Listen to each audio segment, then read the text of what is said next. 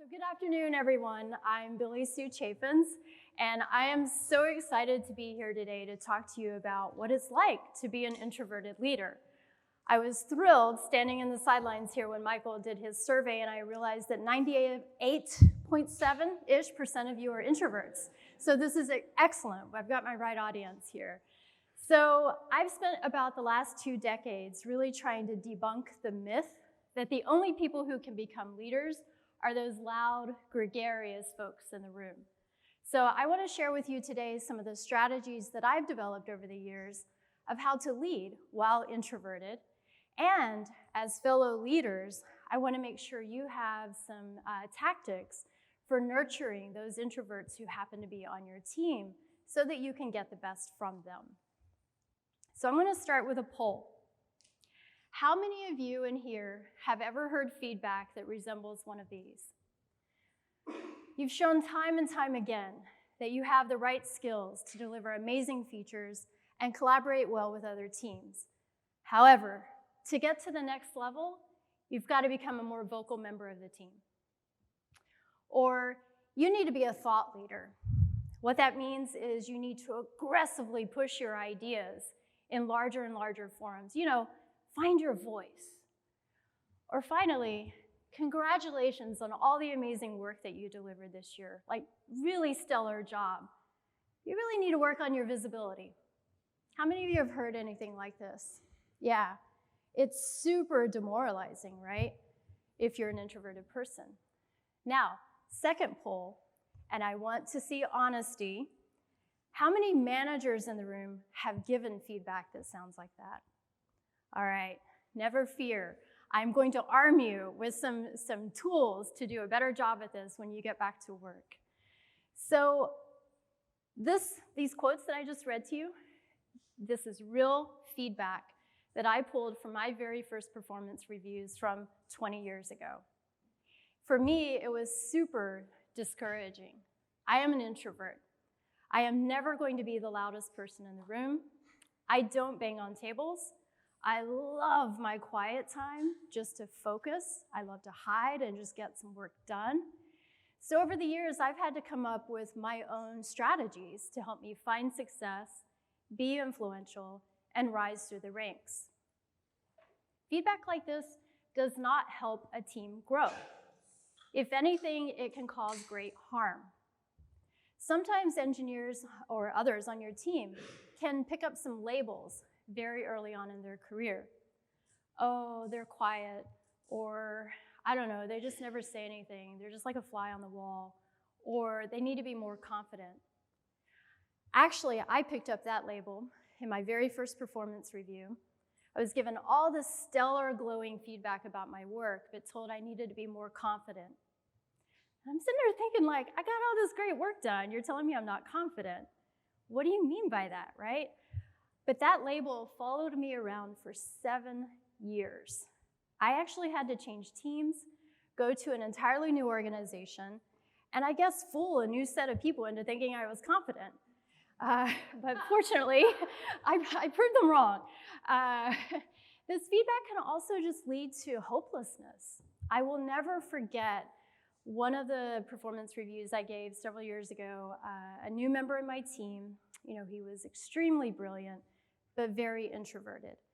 And I was giving him some feedback of how he could take his amazing ideas and really, you know, amplify the entire team.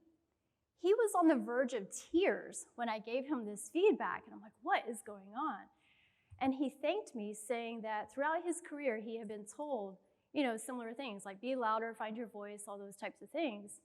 And he said, they may as well had told me to get taller because I could take just as much action on it. And that's crazy, right?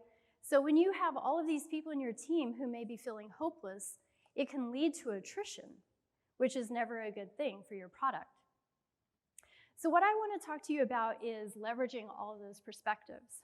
You know, we know 98.7% of you are introverts, but actually in the US, a third to a half of the population self-identify as introverts. I definitely believe within our engineering community, that number is way higher. And we put so much time and energy into recruiting and building these diverse teams who bring all of these different, backgrounds and experiences to the table, yet we're not listening to all of them. We're not taking advantage of those insights and that creativity that they bring.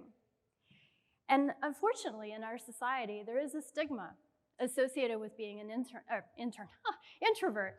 I don't know, I think they think we're weird, like we're quiet, we're disengaged, we're blah. But the thing is, they don't recognize we can be super creative in those very intense moments of focus. And so I want to talk to you about how can you pull that out of your teams, and to all my fellow introverts in here, how you can be a really amazing leader, even though you are an introvert, and by staying true to yourself. All of these things that make introverts sound inferior, I'm here to tell you today, they are just absolutely not true. I have been in the industry for 20 years now. I've been managing and leading teams for 13 of those. I'm currently the vice president of software development at Hulu, where I lead the entire engineering team that does all of our front-end development. So I'm assuming everyone in here is a Hulu fan, so if you're watching on your phone or living room or web, my team had a hand in that. And I'm also the site lead for the Seattle office. About 200 engineers for Hulu sit up in Seattle. And I have stayed true to who I am throughout my career. I am still an introvert. On a Friday night, the perfect night for me is go home, PJs, cuddle with the dog. So I'm guessing some of that is true for you too. But I do want to make sure before we dive in that we're all on the same page about what is an introvert. There is, unfortunately, some myths out there that say introvert means that you're shy or you're quiet. Something's wrong with you. And it's just not true. Introversion versus extroversion is talking about your personality type. It's how you find energy and how you recharge. Whereas an extrovert absolutely loves, networking events and brainstorming. For me, it's my personal hell. So later during the happy hour, we'll work through it together. But as an introvert, you gain energy from quiet.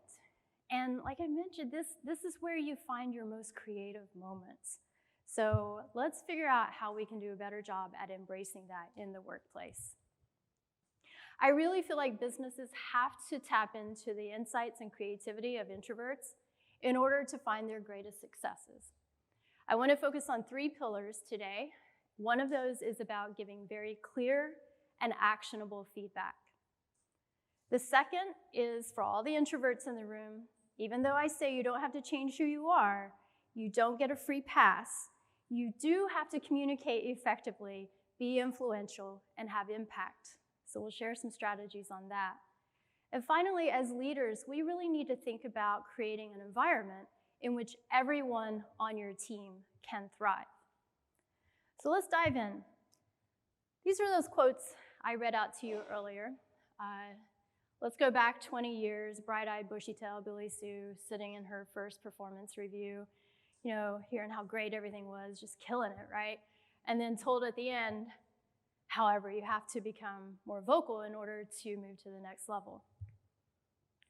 I sat there quietly, smiling, politely, nodding my head. Thank you, manager.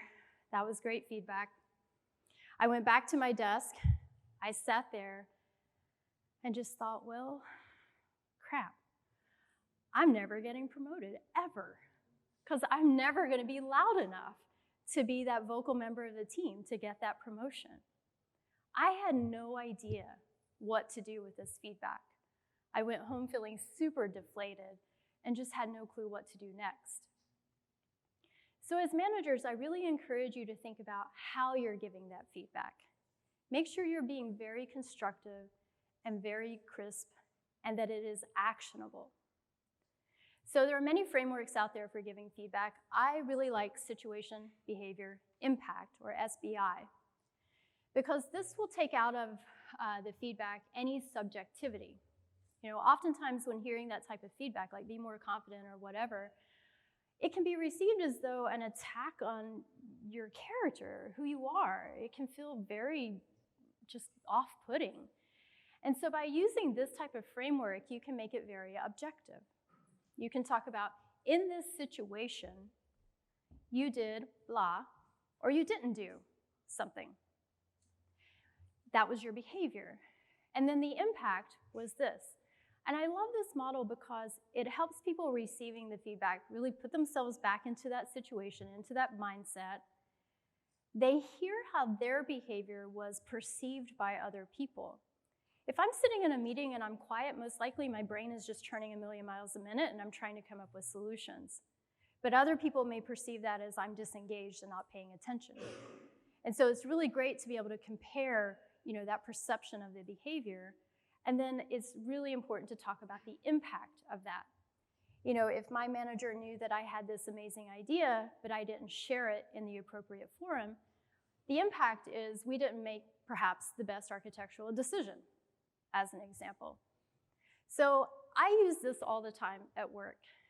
I'm sure as managers now you're doing calibration review, for performance reviews, calibration meetings where you're talking about folks in your team, what are their strengths, what are the areas they work on. The managers on my team know, they know when they come into my calibration meetings, I have a list of trigger words. If they say something like, he's just so quiet, or she's just not very visible, we stop, we take a timeout, and we double click on that to understand, what do you mean? So how do we make that actionable? If you're saying he's so quiet, well, what do you mean? What is it that you're asking him to do?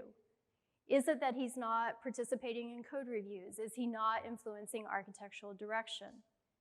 If you say that she, just needs to work on visibility, what's going on? Is she not collaborating well with her partner teams? Is she just keeping the information to herself? And so we always go that next level down to make sure we're very clear on the skill that needs to be coached. Coaching, having impact on technical design is very different than coaching how to be a good collaborative team member. But if you just say you need to be more visible, how are they supposed to know what that means? So I highly encourage you to use this methodology. And then on the receiving end of feedback, I would encourage you, even though I know this can be extremely uncomfortable, if you get feedback, next time you ever get feedback that says you need to be more vocal, remember me telling you to stop. Don't just smile and nod and thank your manager for the feedback, but ask some questions. You know about SBI now. You can guide your manager towards giving you feedback that is more objective. Like, hey, can you give me an example of when this happened so that I can understand how to work on it? Or maybe you can ask, I really don't understand what success looks like here. Can you point me to someone who does this really well that I could use as a role model, or perhaps a mentor in the organization, or some book recommendations? Introverts, in general, love to read our books. And so, sidetrack here, sidebar, if you have not read Quiet by Susan Cain, do so. Even if you are an extrovert, please read it, because then you'll understand we're not weird, we just think differently. So it's an amazing book, I highly recommend it.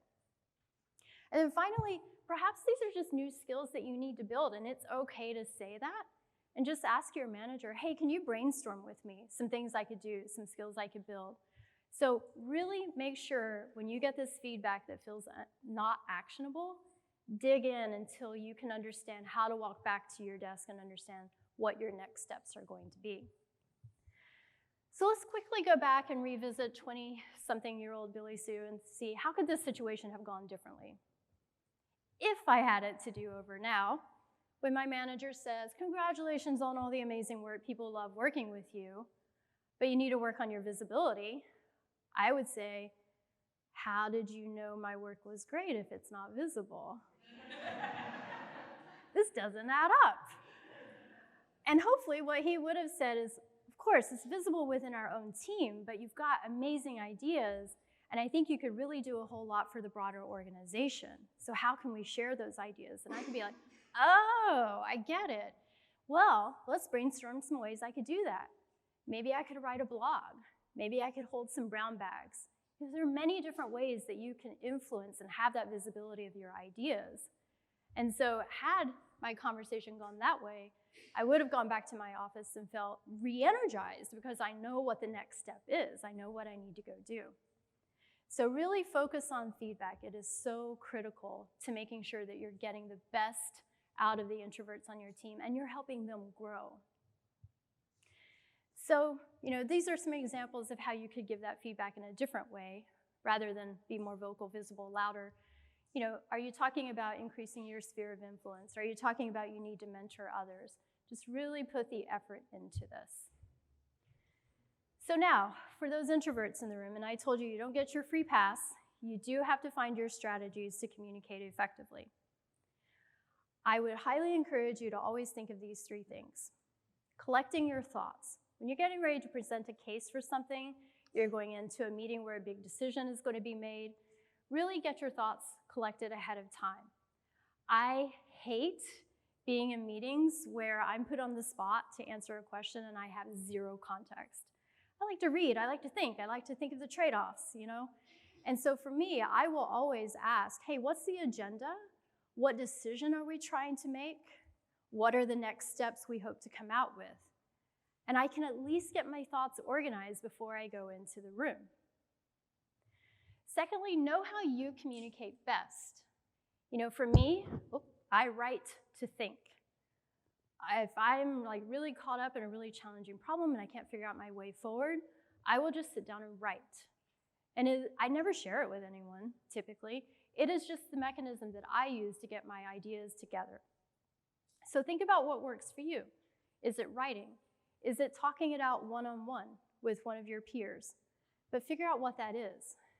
And then finally, the third step is really to think about knowing your audience. Are you going into an architectural design review where you need to know all the technical details and you got to be on your game and ready to share those? Or are you going into a meeting with your executive leadership and they trust that you know all those details? They just want the concise TLDR, tell them what we should do. So to tie all of this together, I do this all the time. I have a colleague. I never get a word in edgewise in these meetings. And we both leave every single session completely frustrated with each other. We never make progress. Well, we never made. It got better. And so I really stepped back and thought about, what could I do here? I know I write to think. I know if I send an email ahead of time, this person always reads their email. And so I will sit down and actually get my thoughts together in an email, and I basically write the transcript of the meeting before it happens. And I send that email to them ahead of time. And so it's very concise of, here's what I want to get out of this. Here are the decisions I think we need to make. And here are the next steps that I feel like we should consider. I send that a day in advance. And then when we get into the meeting, I still can't get a word in edgewise, but they already know where I'm at, where my position is.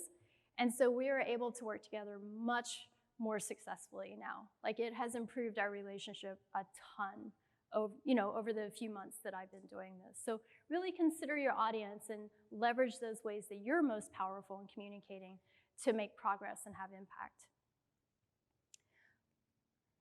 As leaders, we also really need to consider the environment in which we work. We need to have an environment that works for everyone, for introverts and extroverts. I'm guessing most of us in here work in open floor plans. Somebody had this brilliant idea. We put everybody in this big pen. They all look at each other. They're all talking. There are distractions. There's noise. It's going to be so creative, except if you're an introvert.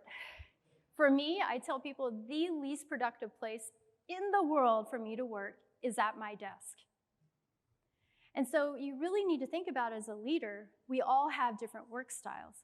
Yes, those open floor plans, it's fine for some, spontaneous conversation and brainstorming. But make sure you have those places or that flexibility for folks to really go hide. I know the most remote conference rooms in my building. You should go find yours. And I book those and I'll go hide to actually get some work done. So really think about the physical space that you're providing to your team. I would say also really think about creating an inclusive environment where everyone's work is being recognized. And this one's a little nuanced. So you want to recognize introverted people for their contributions, but be really careful if you're giving public attention, because it may make them just want to go crawl under a table somewhere. Some of them absolutely hate the spotlight. But there are other ways you can do this. I was once asked to send my manager a list of the rising stars on my team. And I used this very consciously as an effort to take someone on my team who I know is brilliant, extremely introverted, and I knew my manager probably wouldn't even know this person's name. And so I put his name on the list, and sure enough, my manager's like, what? This guy never says a word. I'm like, but yes, he does. And it gave me this opportunity to really open up and share this person's accomplishments. And now, my manager will sometimes seek this person out for their opinions and influence or input. So really think about that as leaders. It is on us to help create those opportunities as well. I would say also think about how you run your brainstorming meetings or any meetings where you're making decisions. I don't know about you, but we go into some of these meetings and there are 2 or 3 loud people in the room, and then all of a sudden our entire product is being designed by those 2 or 3 loud people. Nobody else's voices are being heard. They just can't get a word in edgewise. So at Hulu, one of the things we do, big surprise, did you know many architects are introverted? Yeah, and so when we do an architectural design review, we have both the in-person debate, brainstorming aspect of it, but there is a written component as well that lasts for a couple weeks so that all of the team members have an opportunity to read and process and consider pros and cons and trade-offs and other ways of designing the system. And so this whole process, we call it HOOP, which I found out does not stand for something, it just means the hoop you have to jump through. So this hoop process has led to our architecture just being so much stronger because we are leveraging the opinions of everyone, right? And so, you have to keep in mind all this stuff we've been talking about for introverts, all these one-on-ones, and how do I get my message out there? And I gotta find my voice. I didn't know I lost it. What do I do? It is exhausting, absolutely exhausting. I do some days go home feeling this way. As a leader, we have to always be on. We're always on stage. People are watching your every move to gauge their own responses based off of how you are reacting to things. And so I highly encourage you to find your coping mechanisms. Know when you need to go for a walk. Know when you need to book that remote conference room and just hide. It's really, really important because if you're constantly depleted, you also are not going to show up in the best light for your teams. I would encourage you when you go on vacation, go on vacation. I model this to my team, and I am a stickler with my directs when they go on vacation. You sign out of Slack. I even go as far as delete my email account off of my phone. Seriously. I don't take my laptop anymore. People, if the building is burning down, don't call me, call 911. But if there is a true emergency, the right people have my cell phone. But if I never disconnect, I'm never going to have that time to recharge. And what you'll find is when you truly disconnect, oftentimes those thoughts are kind of circling in the back and they just work themselves out. It can be when I have my best ideas, is when I'm sitting somewhere at a beach with a fruity drink with an umbrella. So you really have to give yourself that opportunity to let it go. I would say also take control of your calendar. This is my calendar.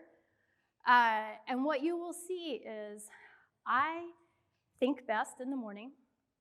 If I don't do this type of thing, this has been in the last couple years I've done this, my calendar just becomes an open lottery for whoever wants my time. And I'm just running from room to room to room to room, context shifting all day long. I go home and I just want to stare at a wall and not even talk to my husband. So on my calendar, I will start out my days, most days, with a block called focus time. And this is marked as busy. People are not allowed to book over this. Yeah, sometimes there's an emergency and you have to do it, but in general, this is my time. I block out lunch because if I don't, I forget to eat. If I get those little half-hour breaks, sometimes I just block breathing room, just to give myself a moment to take a beat.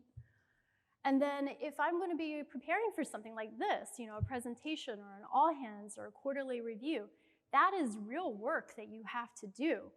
And so I know if you're like me, sometimes you're just like, oh, okay, I've got to give all of myself to my team all day while I'm at work. I'll just do all of this late at night. And then you're just exhausted all the time. This is real work. It demands your attention. For me, that best attention is going to be in the mornings. And so you see here, if I have an all hands, I'm actually going to block out time to prep for that all hands so that I can be, prepared to engage with my team, energize them, give them a really great look at our strategy and forward direction. But if I don't take that time, I'm not going to show up in my best light. So to bring it all together, I really think we have to tap into the creativity and the insights of those introverts on our teams. As leaders, next time you write feedback, I hope I'm in your ear, asking if you say things like be more vocal or louder, and you stop and you use SBI. Make it very concrete and actionable. I highly encourage you to consider there are many, many different ways of having effective communication. It is not just the loud, gregarious person on the team. There are many different ways to convey an idea. And then finally, really think about that environment that you're creating for your team. You want everyone to thrive. For the introverts on the team, if you get that feedback that you don't understand, next time, please, please, please, push back until you understand what is expected of you. Really think about your own communication tactics and strategies. Put effort into this so that you can be someone who can, have impact and be influential in your team and your organization. And finally, take care of yourself. It is exhausting to feel like you're running on empty every single day. Like, really take control of your days, take control of your time, take control of your calendar, and your team is going to be better for it.